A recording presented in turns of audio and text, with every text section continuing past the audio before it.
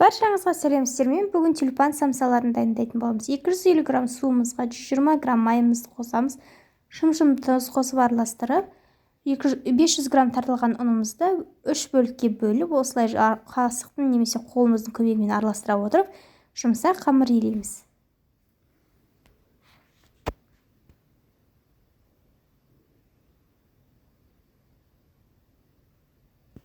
Қамырымыз дайын болғаннан кейін пищевой пленкамен немесе салафанға салып, орап тоңазытқышқа жарты сағатқа қоямыз.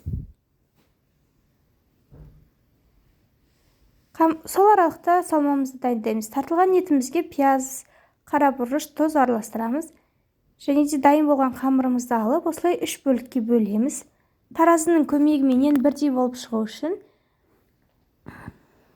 осылай кесіп бөліп шығамыз.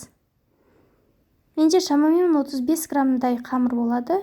Сода сіздің гүлдеріңіз біркелкі бірдей болып шығады.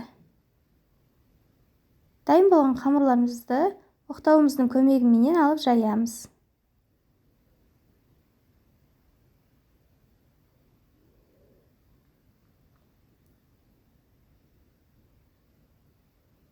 Дөңгелек етіп жаямыз. Бір шетін кесемізде сол бұрышына салмамызды салып, орап, осылай табан тегістеп шығамыз.